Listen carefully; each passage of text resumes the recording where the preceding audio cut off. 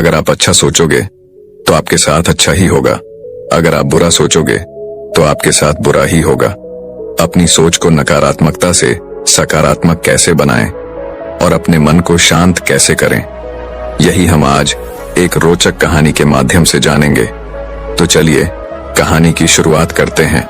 कहा जाता है कि मन दुनिया की सबसे शक्तिशाली चीज है। अगर आप पूरे मन से किसी चीज को चाहें तो आप उसे जरूर हासिल कर लेंगे, ऐसा दुनिया के ज्यादातर महापुरुष कहते हैं। लेकिन अगर यह बात सच है तो जो हम अपने मन से चाहते हैं वह हमें हासिल क्यों नहीं होता?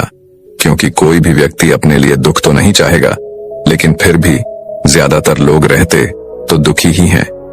भला दुनिया का ऐसा कौन सा व्यक्ति है जो अपने मन से यह चाहेगा कि मैं असफल रहूं, गरीब रहूं या फिर दुखी रहूं?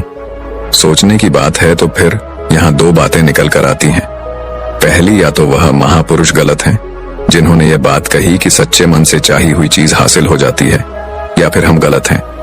दोस्तों, आज जो कहानी मैं आपको सुनाने जा रहा हूं उससे आपको समझ आ जाएगा कि अपने मन से कोई भी काम कैसे करवाया जाता है, मन की शक्ति के द्वारा कोई भी चीज कैसे हासिल की जाती है और मन में किसी भी चीज के सही बीज कैसे बोए जाते हैं। और इसके साथ ही आप ये भी जानेंगे कि आकर्षण का नियम यानी लॉ ऑफ अट्रैक्शन कैसे काम करता है। एक बार की बात है, एक आदमी के जीवन में सिर्फ दुखी दुख थे।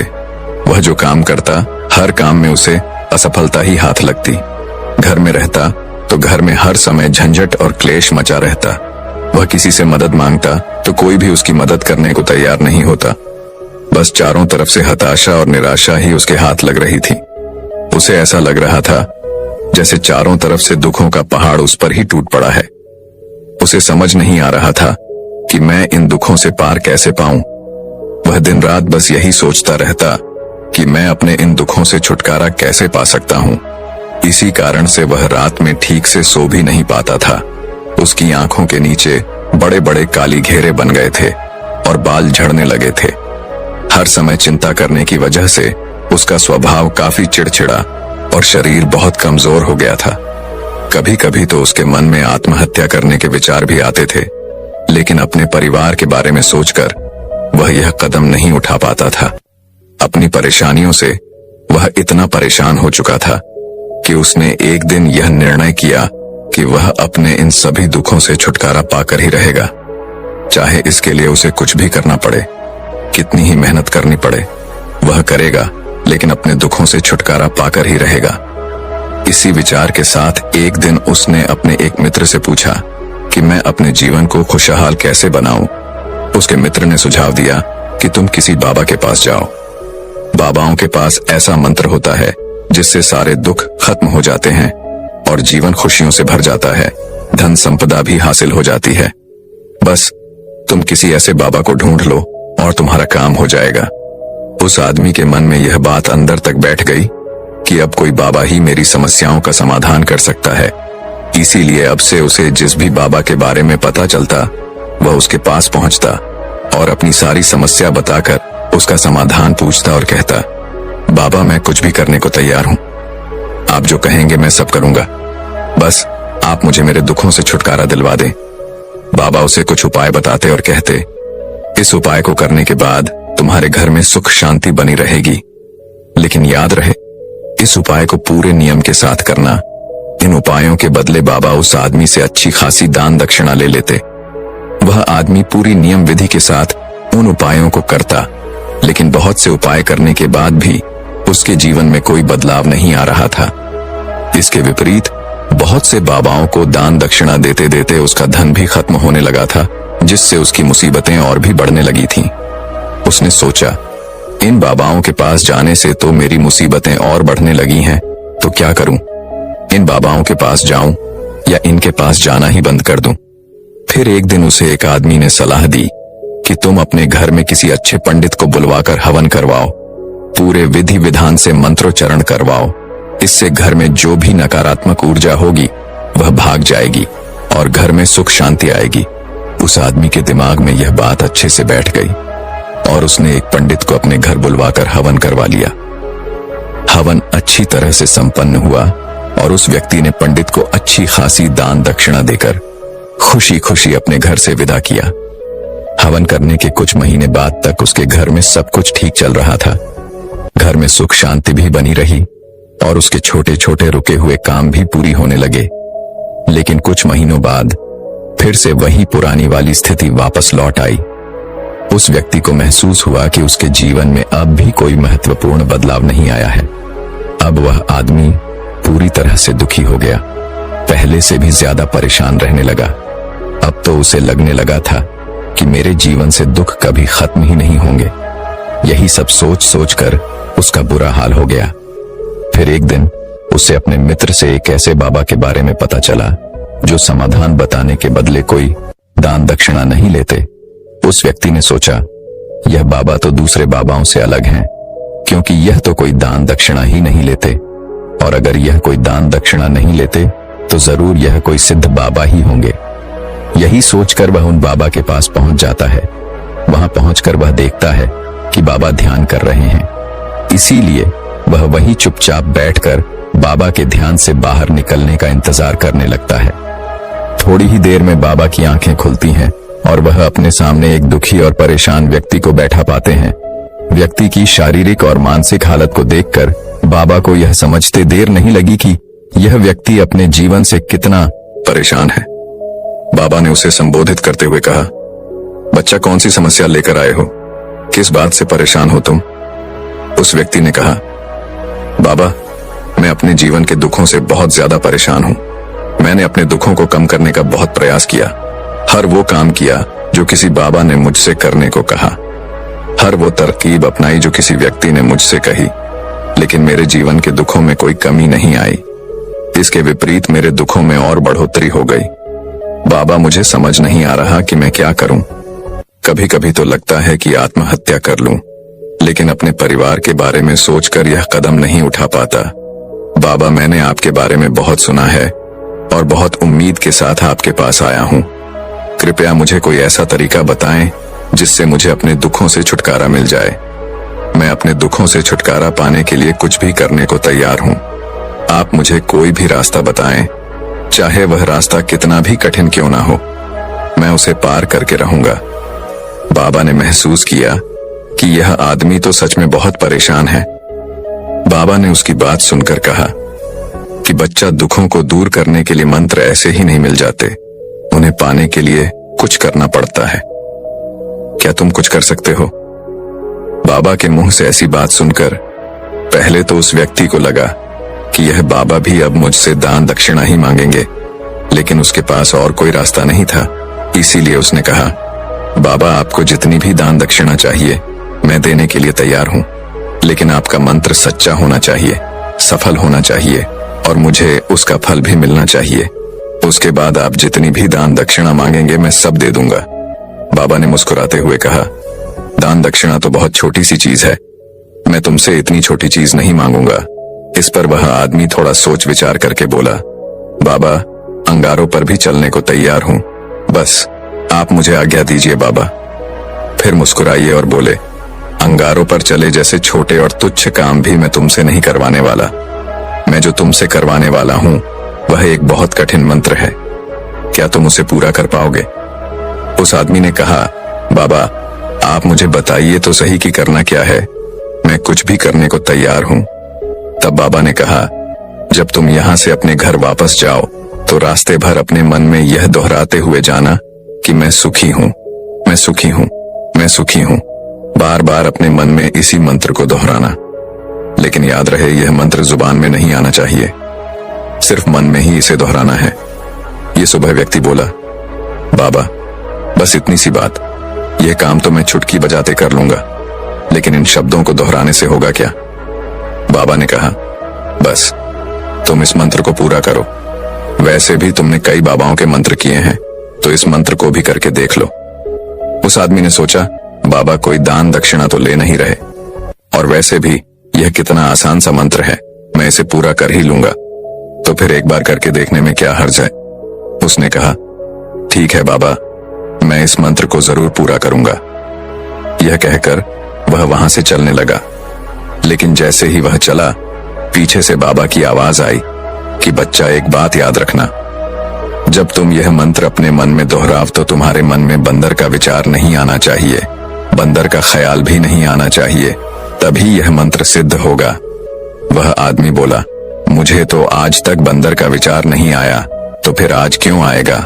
आप चिंता मत कीजिए बाबा, मैं अपने मन में सिर्फ यही दोहराऊंगा कि मैं सुखी हूं, मैं सुखी हूं। इसके अलावा बंदर का कोई भी विचार मेरे मन में नहीं आएगा। इतना कहकर वह आदमी वहां से चल देता है। अपने मन में मैं सुखी हूं, मैं सुखी हूं, यह दोहराता हुआ कुछ दूर चला था कि उसके मन में अचानक ही बंदर का विचार आ गया। बंदर का विचार आया और चला भी गया। वह आदमी सोचने लगा कि आज तक तो मेरे मन में बंदर का कोई विचार नहीं आया, फिर आज ही क्यों बंदर का विचार आया?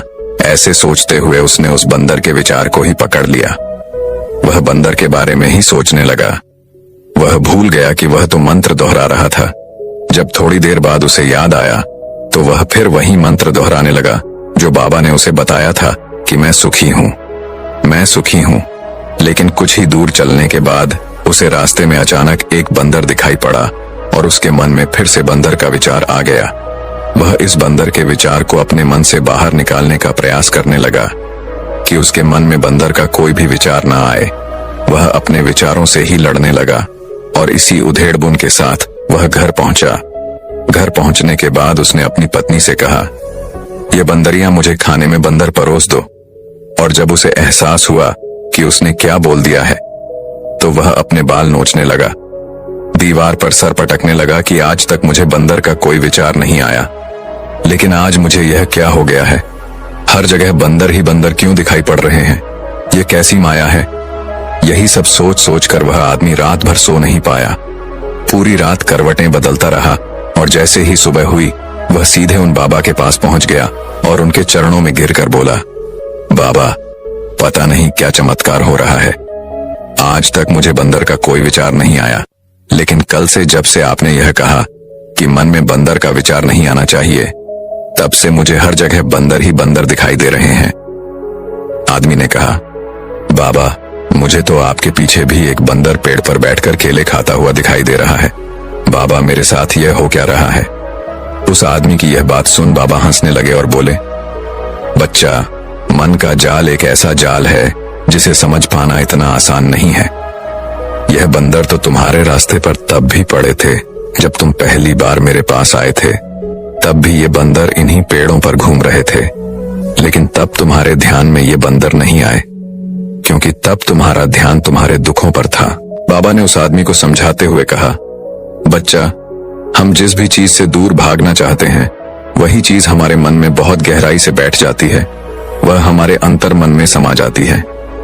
वास्तव में हम जिस किसी भी चीज से छुटकारा पाना चाहते हैं, हम उसे छुटकारा इसीलिए पाना चाहते हैं क्योंकि वह चीज हमसे बहुत गहराई से जुड़ चुकी है, और हम जितना ही उससे छुटकारा पाना चाहते हैं वह उतनी ही गहराई से हमारे मन में बैठती चली जाती है और अंततः हमारे अंतर मन में छा जाती है। ऊपर से तो हम सभी चाहते हैं सुखी होना, और हमारे होंठ भी यही बोलते हैं कि मैं सुखी हूं, मैं सुखी हूं, लेकिन हमारे अंतर मन में दुख होते हैं। हमारे विचारों में, हमारे मन में हमें दुखी दिखाई देते हैं। हम अंदर से दुख के विचार पैदा कर रहे होते हैं। इसीलिए सिर्फ मुंह से यह बोलने से कि मैं सुखी हूं, मैं सुखी हूं, हम सुखी नहीं होने वाले जब तक इस मंत्र का हमारे अंतर मन में प्रवेश नहीं होता और हम अंदर से सुख के विचार पैदा नहीं करते। यह सुन आदमी ने पूछा, लेकिन बाबा, इस मंत्र का हमारे मन में प्रवेश कैसे होगा? यह कैसे हमारी अंतरांखों में बैठेगा? बाबा ने कहा, बच्चा, अपने दुखों से लड़ना बंद कर दो। जब तक तुम अपने दुखों को दूर करने के बारे में सोचते रहोगे, तब तक वह दुख तुमसे चिपके रहेंगे, तब तक वह दुख तुम्हारे अंतर मन में अपना राज्य जमाए बैठे रहेंगे। और जिस दिन से तुम उन दुखों के बारे में सोचना बंद कर दोगे, उसी दिन से ही वह दुख तुम्हारी जिंदगी से गायब हो जाएंगे, क्योंकि किसी भी चीज से छुटकारा पाने के लिए हमें उस चीज के बारे में सोचना पड़ता है, और हम जितना ही उस चीज के बारे में सोचते हैं वह उतनी ही गहराई से हमारे मन में बैठती चली जाती है। हम ज्यादातर समय अपने दुखों के बारे में ही सोचते रहते हैं। हम यही मानते रहते हैं कि हमारे जीवन में दुख है और हमें इनसे छुटकारा पाना है। इसी तरह बार बार सोचते रहने की वजह से वह दुख हमारे अंतर मन में घर कर जाते हैं और हमें इसका पता भी नहीं चलता। इसीलिए अगर तुम अपने दुखों से छुटकारा पाना चाहते हो तो दुखों से छुटकारा पाने के बारे में सोचना छोड़ दो और तुम्हें तुम्हारे दुखों से छुटकारा मिल जाएगा। दोस्तों, आपने देखा होगा अक्सर लोग धूम्रपान छोड़ना चाहते हैं, शराब छोड़ना चाहते हैं या फिर किसी गंदी लत को छोड़ना चाहते हैं। वह सुबह अपने आप से वादा करते हैं कि आज मैं कोई गलत काम नहीं करूंगा, लेकिन शाम को जब वह इंसान लौटता है तो नशे में चूर होकर लौटता है। आखिर ऐसा क्यों होता है कि जो हम सोचते हैं उसे पूरा नहीं कर पाते? असल में हम उस समस्या को बहुत ज्यादा महत्व दे रहे हैं। जब भी हम उस चीज को छोड़ने के बारे में बहुत ज्यादा सोचते हैं तो अपने मन में उस चीज की इंपॉर्टेंस, उसकी अहमियत बढ़ा देते हैं और हम जितना उस चीज के बारे में सोचते हैं हमारा मन उतना ही उस चीज की ओर भागता है। हमें उस चीज से लड़ना नहीं है बल्कि बिना सोचे गुजर जाना है। और अगर इस चीज को हम अच्छे से समझ जाते हैं फिर हम अपने जीवन में जो भी पाना चाहते हैं उसे अपने अंतर मन में डाल सकते हैं। और अगर एक बार वह लक्ष्य हमारे अंतर मन में बैठ जाता है तो फिर सफलता पाने में कोई समस्या नहीं आएगी, कोई परेशानी नहीं आएगी। तो दर्शकों, चलिए अब इसी विषय पर अगली रोचक कहानी की शुरुआत करते हैं। दोस्तों, किसी ने ठीक ही कहा है कि उनके साथ जरूर रहो जिनका वक्त खराब है और उनका साथ छोड़ दो जिनकी नीयत खराब है। आज की कहानी एक लड़के की है। एक 24 साल का लड़का जो कि एक जमींदार के यहाँ नौकरी करता था। उसके माँ बाप इस दुनिया में नहीं थे। जिंदगी बड़ी कठिनाइयों में बीत रही थी। वह जाता था, रोज पैसे कमा कर घर आता था, खाना बनाता था, खाता था और सो जाता था। यही उसकी दिनचर्या थी। एक शाम जब वह अपने काम से घर वापस लौट रहा था तो उसने देखा कि एक बूढ़े फकीर अपनी पीठ पर 3 बड़ी पोटली रखकर एक नगर से दूसरे नगर की तरफ जा रहे थे। वह देखने में काफी बूढ़े लग रहे थे और वो काफी देर से ऐसे ही सफर कर रहे थे और आखिरकार कुछ दूर और चलने के बाद वे चलते चलते थक कर एक पेड़ के नीचे आकर बैठ गए। तभी उनकी नजर इस नौजवान युवक पर पड़ी जो कि उसी रास्ते पर जा रहा था और उसी दिशा में जा रहा था जिस दिशा में उन बूढ़े फकीर को जाना था। तभी वह लड़का उन बूढ़े फकीर के पास से होकर गुजरा। जैसे ही वह उनके पास से गुजरा तभी उन बूढ़े फकीर ने पीछे से आग्रह भरी आवाज में कहा, सुनो बेटा, क्या तुम मेरी थोड़ी सी मदद कर सकते हो? ये पोटलियां बड़ी भारी है और मैं बूढ़ा हो चुका हूं। मैं ज्यादा देर तक इनका बोझ नहीं उठा सकता और मैं बहुत थक भी चुका हूं। तो क्यों ना तुम मेरी एक पोटली को उठा लो और इसे उस दूसरे गांव तक पहुंचा दो। इसके बदले में मैं तुम्हें 2 सोने के सिक्के दूंगा। वह लड़का उन फकीर की सारी बातें सुनता है, फिर उनसे कहता है, कोई बात नहीं बाबा, मैं आपकी मदद करने के लिए तैयार हूं। बताइए आपको कहां जाना है? ऐसा कहते हुए उस लड़के ने उन फकीर की एक पोटली उठा ली और उसे अपने कंधे पर रख लिया। जैसे ही उसने पोटली को कंधे पर रखा उसे आभास हुआ कि यह पोटली तो सच में बहुत भारी है। फिर वह लड़का और वह फकीर रास्ते में आगे की ओर बढ़ चले गए। कुछ देर तक चलने के बाद देखते ही वह गांव खत्म होने लगा और अब एक सुनसान रास्ता आगे की ओर जा रहा था। वे दोनों अपने रास्ते पर मस्त होकर आगे की ओर बढ़ रहे थे।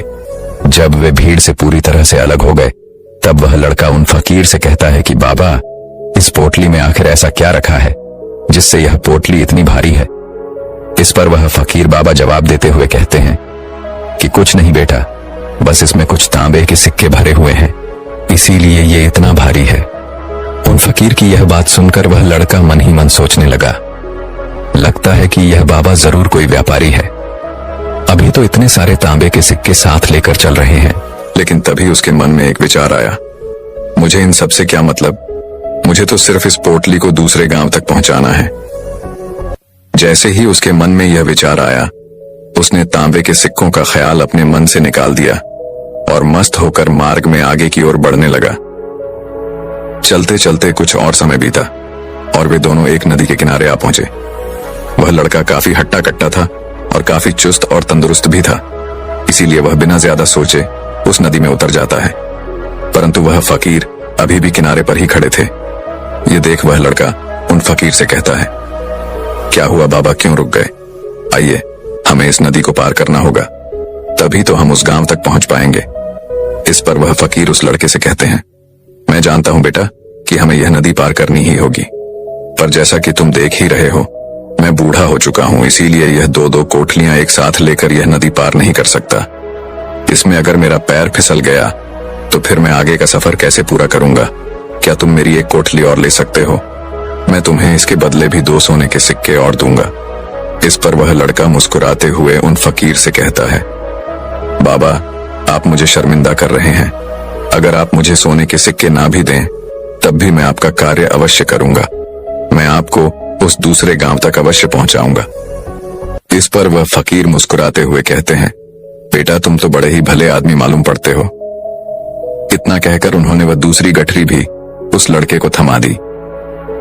जब उस लड़के ने वह दूसरी गठरी अपने कंधे पर रखी, अब उसे यह गठरी भी बहुत ज्यादा भारी लगी, किंतु उसने वहां पर कुछ नहीं कहा। जैसे तैसे उन दोनों ने वह नदी पार की। नदी पार करने के बाद बातों ही बातों में उस लड़के ने उन फकीर से कहा, बाबा, आखिर इस दूसरी गठरी में क्या है, क्योंकि यह भी बहुत भारी है।